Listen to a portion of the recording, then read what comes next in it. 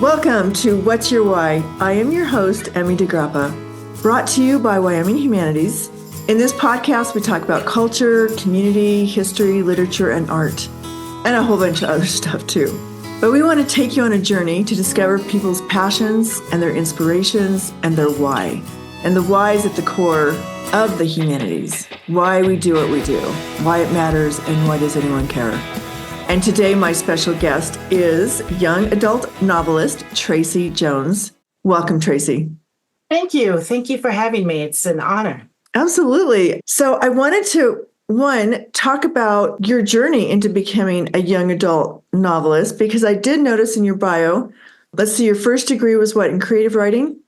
My first degree was in psychology, and I actually started as an English major, and my very first class freshman year was an upper division Shakespeare class that I was not ready for, and I did poorly. And my professor said I was a horrible writer, and so I was getting a good grade in psychology. So thought, okay, let me just switch to psychology. That is crazy, isn't it? Yeah. Yeah. So you started out with a degree in psychology, and then where did you go from there? I went to college and I wanted to be a copywriter for an advertising agency. I wanted to go into marketing. So psychology was a good fit because there's all these theories of consumer behavior. So I was fine with that. And then after that, I went to the University of Denver and got a master's of science in advertising. And then I worked in advertising. And that makes sense to me now, because that's what I was reading in your bio, and I was like, wait a minute. How did she go from a master's in advertising to becoming a young adult author? How did that happen? Well, as a kid, I was an avid reader when I was a kid. And then one Christmas, when I was in fourth grade, my mother gave me a manual typewriter, right? So a lot of readers are also writers. And I think she must have known that about that tie.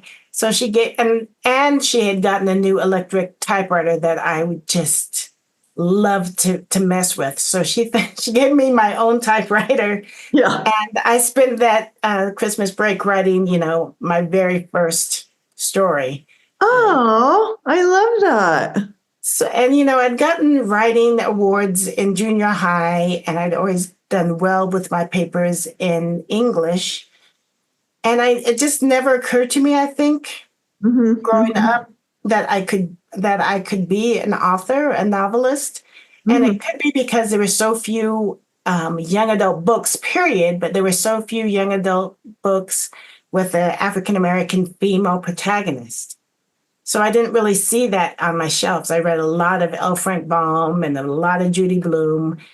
And back in the 80s, then once you got through like Judy Blume and all those, there was like a gap, and suddenly you're reading V.C. Andrews, which none of us should have been reading, and things like that. So I grew up right before sort of that big advent of young adult literature. So it wasn't on my radar until I was flipping through the newspaper. This was how long ago it was. I was flipping through the Rocky Mountain News, and I saw an advertisement for a certificate in creative writing from the University College at the University of Denver.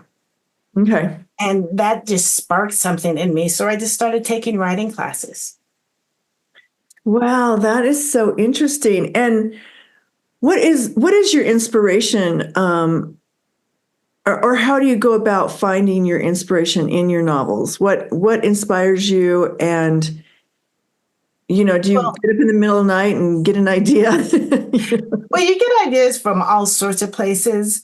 My goal always is to write for the kid now who would have been me 40 years ago, right? So I'm always writing for the avid African-American female reader. Right. That's always my goal, my dream reader in my mind. The ideas I get from everywhere. My very first novel, Standing Against the Wind, was actually a homework assignment when I was taking those certificate classes. So the very first homework assignment that Andrea Dupree gave us was to write the first 10 pages of a work. And so that first 10 pages was the first chapter of Standing Against the Wind. I had actually a picture of a girl in my head when I started writing. And she was walking home from school and she was alone and feeling a bit lonely. And she was really, really cold. And I knew immediately that she was in Chicago because she was cold. And I had moved to Chicago in my 20s in January. And I thought, well, has got to be the coldest place on on Earth. And so when she was so cold, I knew she was walking alone home on school from the streets in Chicago. And it was really like a Polaroid picture. So I saw her, and the picture in my mind sort of developed, and became clearer, and why she was scared to go home, or anxious about getting home because of the bullies that were there waiting for her. And it was just really just sort of started small and expanded in my head. So that was the first one. Wow. And because it had done so well, I kept getting the question, did I base the story on my own childhood? And her childhood was nothing like my childhood. So my second story was, I thought, well, I grew up in the 70s in Colorado during the very beginning of integration and busing. So I thought I would tell that story as my second book. So that's how I got the inspiration for those two. My fourth book, Standing Against the Wind, is Silhouetted by the Blue. And Silhouetted by the Blue is a phrase in a lyric from Ragtime, the musical. Okay. There's this beautiful song, and I'm a huge musical fan. So I was driving my son to soccer practice and making him listen to musicals, which I'm sure he loved. And he did. It's a song called Our Children. And in the play, it's just two characters watching their kids play along the Jersey Shore. And one of the lines is that they're playing and they're silhouetted by the blue of the ocean. Mm-hmm. And I just thought that was such a beautiful phrase.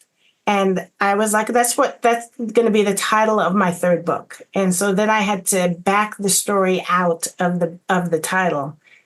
And I was like, well, blue is a different way to say that you're sad. So what happens if a child her life is sort of defined by the depression of a parent? Mm-hmm. What happens? Mm-hmm.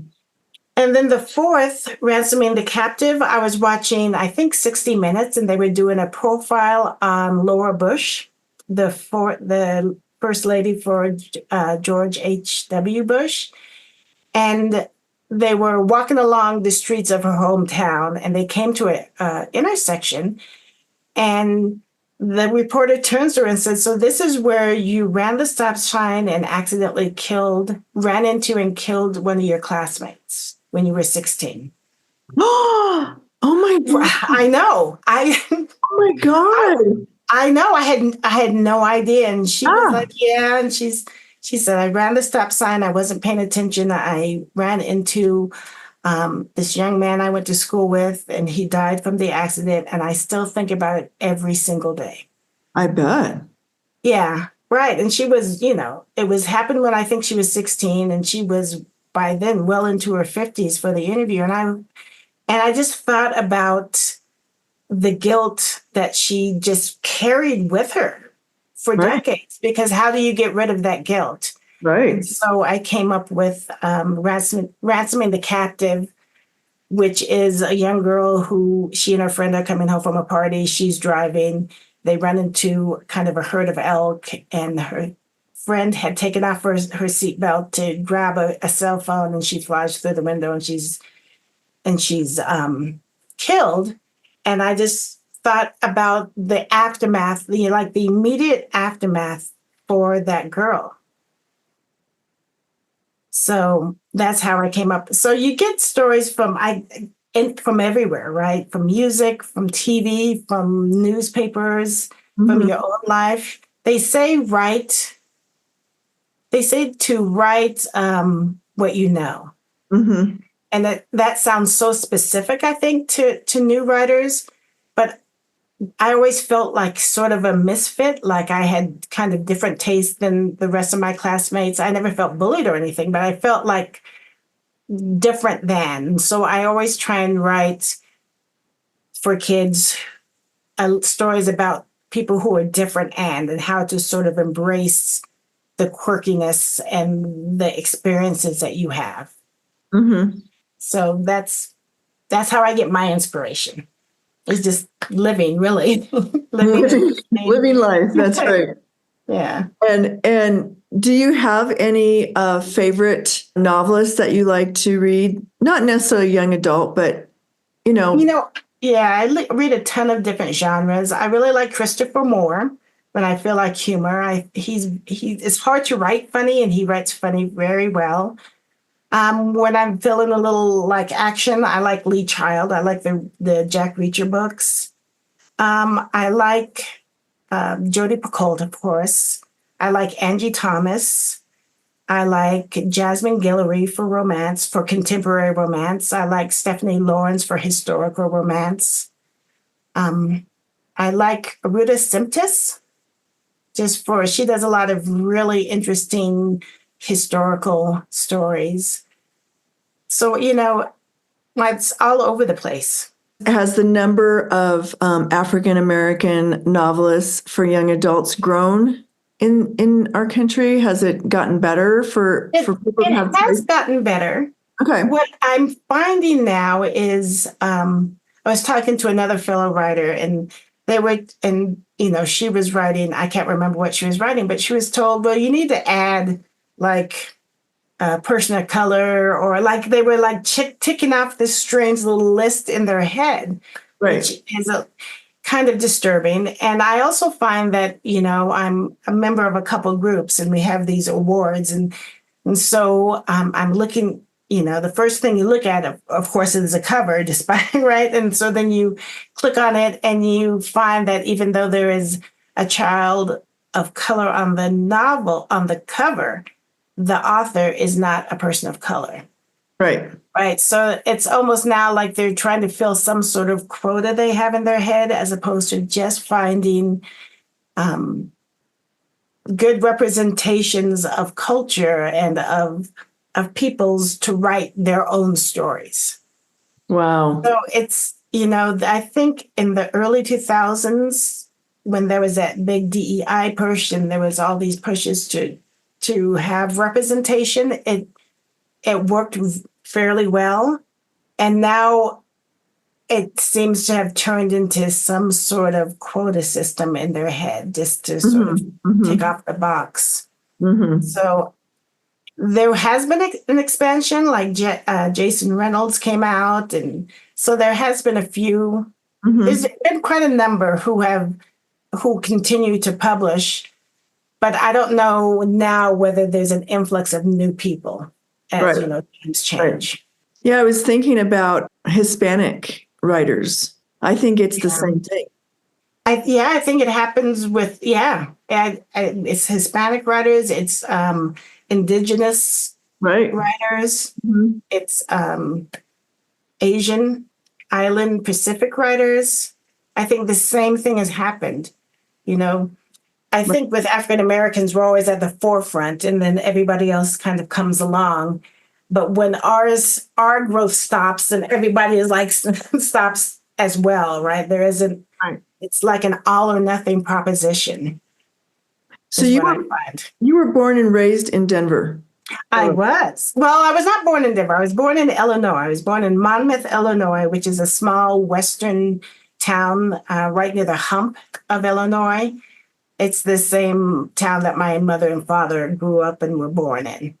Okay. So I also read that your father was a senator? He was. He was the second African American state senator for Colorado. He was in the Senate for almost 20 years. Right. When he first got in, he was one of 10 Democrats in Colorado. Colorado has made this huge shift from red to purple to blue. But when he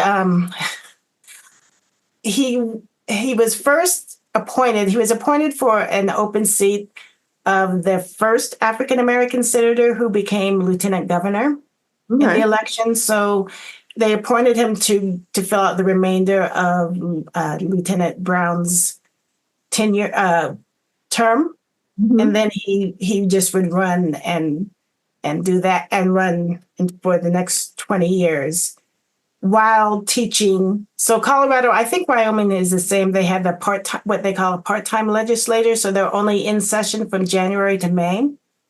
So during the other times, he was a teacher, and then he transitioned to work for the Denver Public Schools when teaching became a little too hard. Oh, okay. Yeah. So yeah, I was the daughter of the senator, and so I stayed pretty straight and narrow because he was the only African American senator, and because my last name was Groff, Groff. I couldn't really hide if maybe it was Brown or Jackson or Johnson. No one would know, but you would look up in the white pages, the Groffs, and there were 12 of us in the state. And three of them were relatives. They were either my mom and dad, my uncle, or Peter and I's, my brother and I's separate line. And then there were 9 more Groffs. So I couldn't really hide. So I was a good kid. I didn't drink, I didn't smoke, I didn't do anything. I got good grades just because I didn't want it to be any harder for dad. Okay. Did you save all that for later? No, I still don't drink. I still have never smoked. Once you get past a certain age, and if you spend too many times as the only sober person around drunk 20-year-olds, it's not really a good look. Right. They're not charming like on TV. They're not humorous. They're just a whole mess. That And so is it just funny. never appealed to me. And I don't like the taste. I never liked the taste. That's And interesting. that burn that you get, that warmth, it's like medicine to me. So I just never bothered. Yeah, well, they put plenty of alcohol in medicine, especially in NyQuil. Oh my gosh. Oh my, yeah. And Yeah, yeah, ugh. That's what it all tastes like NyQuil to me. yeah. Okay. I did, and the people say you There you just have have to it. acquire it. I'm like, why would I acquire it? Why? Why would I go? Like, why? No, you're right. At a certain age, just forget it. Yeah, Just yeah, it's too late. It's too late now. right. It's too. I missed my chance in college when I should have really just gone crazy. But I went to a fairly academically strenuous college, and it was a shock to my system because I had kind of coasted in high school, and I had to teach myself how to study. Oh my gosh. Yeah, it was just so much more work, and it was just harder. And so that first year was rough. So I didn't really do too much because I had scholarships I had to maintain. Oh my gosh. Yeah, yeah. So So, in your career, what do you think is, especially being African American, how do you reach other, young people? How do you inspire young people to want to learn, want to read, write, want to have critical thinking skills, and not necessarily, not doesn't mean they have to go to college, right. but be lifelong learners. That's such a good question. Because, really you're trying to just find the people who are readers. It's hard to inspire non-readers to read. Hmm. I think J.K. Rowling really helped with that because the, she was like on the very forefront of well, you to be hip, or well, not hip or whatever, cool, or to be part of the in group, you have to have read. Oh, you haven't read Harry Potter. Oh, you haven't read the Hunger Games, or those big, um, really national, international, successful books.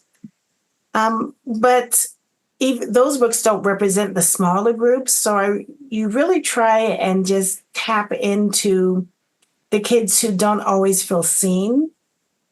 And then once you can tap into that, then you just hope that that will spark an interest in different things. Like, I think reading is really a way It can be like a window into a different world. It can be a door into a different world.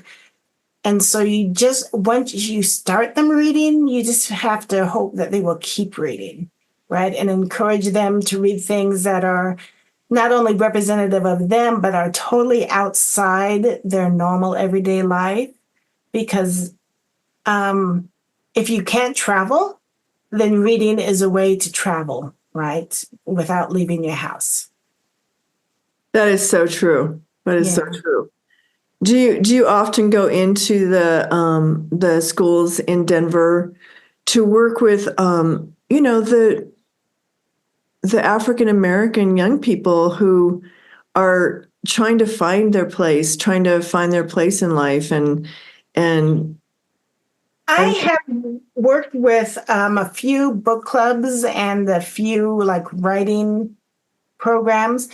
Honestly, because there's so much cuts and there's always a budget thing, they really don't have as I think as many programs as they should for to generate the next generation of writers and readers. It's all about testing, right? It's all about meeting the numbers. And so there's just not enough money or incentive for teachers to spend time outside of the classroom doing those sorts of things, right? Sometimes they'll do it, for 45 minutes at lunch, but it's hard to encourage, outside clubs for that. And there used to be like one teen conference in Colorado that I would attend and go to. And I don't know if they got funding again. I have not heard that they've had it, especially after COVID. There's just, that if we could just find a first lady or somebody to encourage that sort of extracurricular learning, that would be fantastic. There's just not that many programs. There's just really limited. There's a couple programs at libraries, but Colorado has a lot of young adult authors. And so they really have a lot to choose from. And that's good the though. African American population in Denver, particularly, has gone down from when I was a kid. It was around 12, 13, maybe 14%.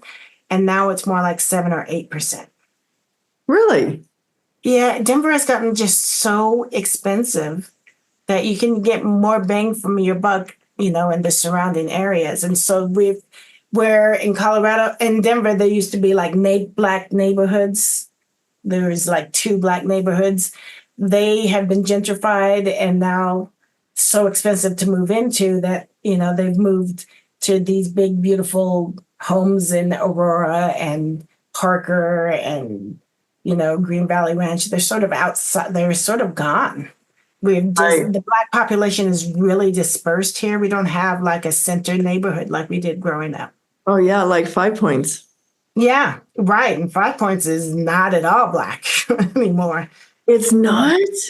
No, I mean, it's still a black historic neighborhood, but no, they've either bought up those old beautiful homes, Oh yeah, or and they're they've beautiful. razed them and put up townhomes and apartment buildings.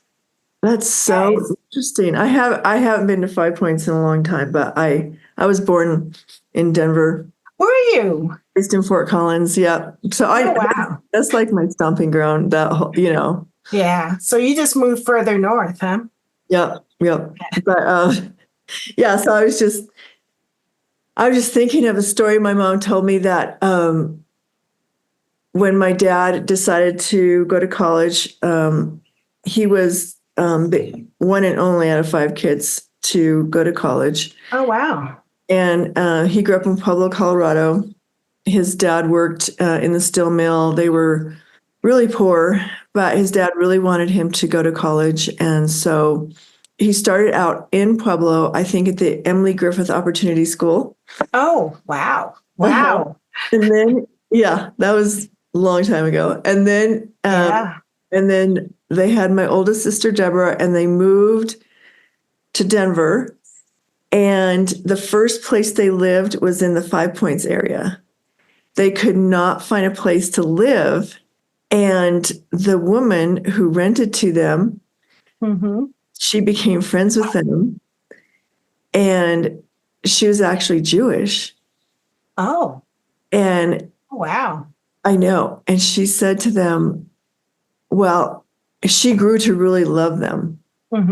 And they became good friends. And she said to them, I would have never rented to you if I had known you were Mexican. So, but my parents were in their 90s, so you can imagine what it was like. Yeah. You know. Yeah. That when my dad got kicked out of high school, actually, or asked to leave, he likes to say. He was asked to leave high school because he was kind of a troublemaker. And then he went to the Air Force. And then when he got out of the Air Force, he went to college. He went to Western Illinois University, got a degree in education, right? And so he went in and he said that the counselor was like, oh, here, and he handed him a thick stack of a book. Here are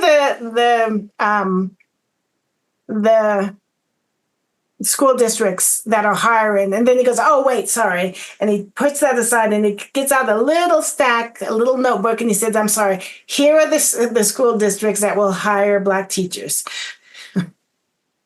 And one of them was DPS. So, Amen. Yeah. Yeah, he had been it was between here and San Diego, and he had been at the Air Force here in Lowry in Denver, and he had liked Denver.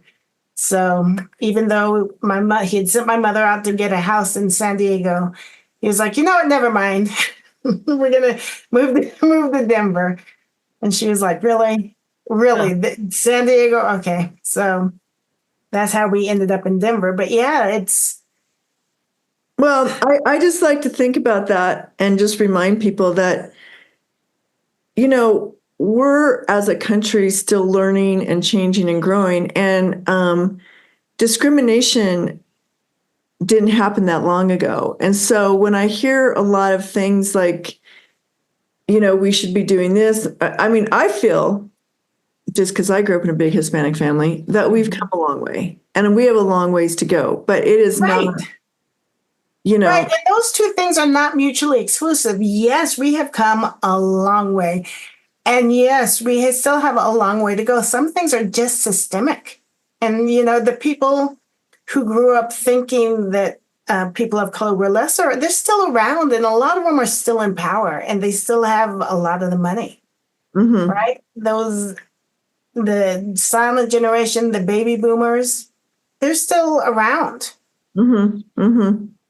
I find that my daughter, I have 4 kids. My youngest is 22, and her generation, they are so much more open and accepting. It doesn't matter who you are, right? And it's always interesting to me that they'll say, "Oh, well, they're all fine with the pronouns," and my generation is like, "Okay, I will call you they," but grammatically, it just really irritates me, right? We still have we're willing to change, but there's resistance. And then you get even older and they are it's like a personal insult to be accepting of people. It's so, yeah, it's still around. It's still around. We still have a way to go. Well, I think that they pronoun is funny only because I did an interview with a they, and I actually was terrified that I was going to say something wrong. So Right. I was like, I feel like our generation, we want to learn, but it's just almost it's a strange. It was terrifying. Yeah, I was like, oh my God. You're like, you don't want to insult them. You know, you just want to do it right, but it's so counter how we were raised. Well, yeah. I mean, anyway, it was just quite funny, and it actually turned out just perfect. Oh, good. But it really made me laugh so hard because I was so unfamiliar with they, them, that when I was listening to someone talk about her son and she was talking about they moved blah, blah, blah, and they did this and they did that. My next question was going to be, what are they doing? I mean, I was, in my brain, it was going that way. Your brain and it's 50 years of thinking that way that has to change. It's hard. It's a hard thing. It's easy to change behavior. It's really hard to change attitudes, right?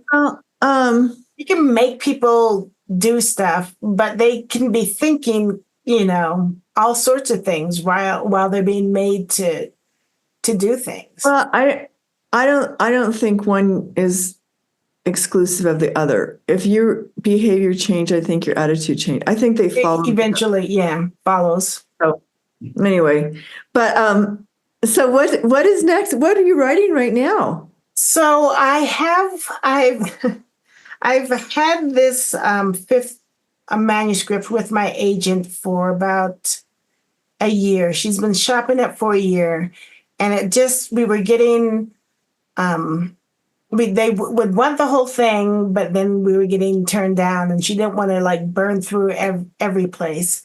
So I had an old editor from from my second and third book. I had her take a look at it, and she made some really good points. So I'm rewriting it, and I'm changing it from third person to first person. And when I did that, the voice suddenly got older than 12, and now it feels 14, 15. So I got to change that. So I'm in the process of rewriting, and generally I don't have to do a big, huge edit and rewrite because I edit as I go. And I always try and make sure that, I have all the right things as I edit, like, the character arc and all that's in my head. But now that I've had to rewrite, motivation has been an issue for me because it feels more like work. On the good days when you're writing, it's almost as if somebody in your head is telling you the story and you're just transcribing it. Those are the really good days. And editing for me is just like a continual bad day of writing. It's just a struggle. And changing things from first person to third person, so I have weeks and weeks of rewriting. I've only rewritten the first chapter from third to first, and I'm going to have to rewrite everything. And so it feels like a challenge. This is one of the biggest writing challenges I've ever had. So does this happen quite often to writers when they send their work off to be published, and then it comes back from their editor and they say, well, we like this, we don't like that, we want you to rewrite this part, we want to change this. And then, I don't know, in some ways, I guess it's just me, but maybe it's not just me, because maybe that's why it's such a struggle for you to go back and rewrite, is because the first time you write it, you really put your heart into it, and that's what you wanted, right? It's a piece of art. Right. It takes your piece of art and they go, well, we don't like that color there. We want that color over there. We want you to change this to that. Oh, it's the worst. Yeah. It's almost like someone telling you that your child is wrong and you need to, really, it should be really perfect if you would just change your hair and add some freckles and then make her taller, right? Really, for me, it's like this almost this anger. And so I have to know that it's going to make me crazy and I will hate everything they say. And I have to go away and leave it for about 2 days and get over myself. You have to just get over yourself, right? Okay. They're looking at it so much more objectively. You're in the weeds. By the time you give it to somebody, you're totally in the weeds, right? You feel like you're just arranging chairs on the Titanic, right? You just have looked over it and looked over it and looked over it. And so you can't see it clearly anymore. And so you send it out and they say stuff, and then you're all, at least me as a writer, I'm all irritated. And then 2 or 3 days later, I'm like, fine. And then I look at it again, and I'm like, well, they're probably right about this, so I'll just do this. And then you once you get over yourself, you're like, yeah, this is going to make it so much better. But it's really hard to do because it's almost like you sewed this beautiful dress together, but you're like, oh, the sleeves are different, right? You have to change, you have to pull everything apart and redo something. And for me, that's by far the hardest part of writing. Oh yeah, they just took the scissors to your dress. Yeah, I love that. Right. Yeah. Oh my God, that is so funny. Well, it's been so great talking to you, Traci. I'm so happy we connected. Oh, so am I. I'm so glad that I didn't mess up your schedule too much.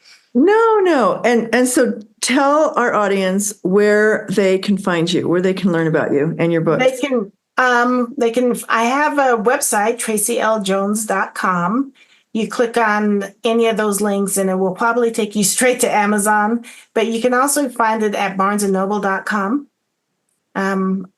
All 4 of my books are available definitely from Amazon.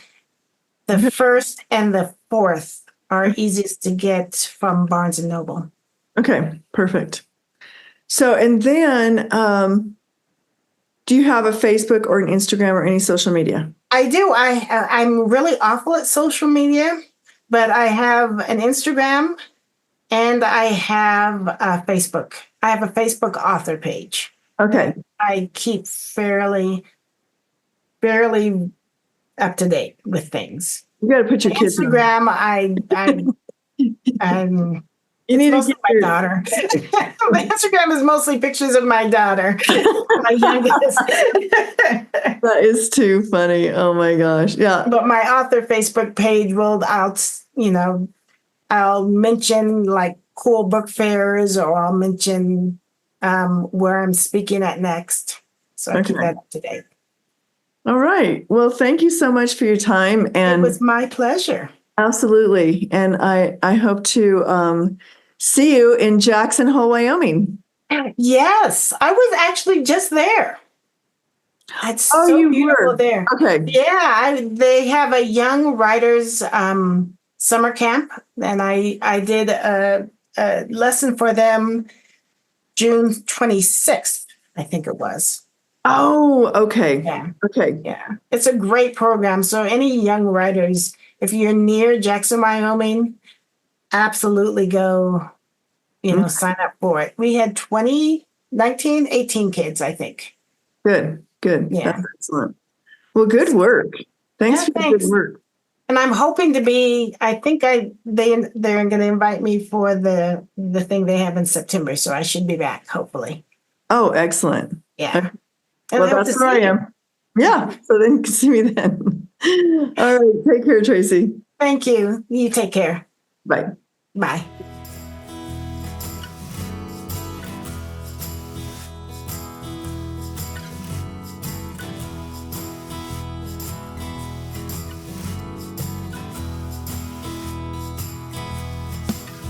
Thank you for joining us for this episode of What's Your Why?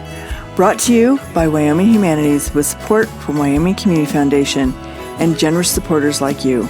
To learn more, go to thinkwhy.org, subscribe, and never miss a show.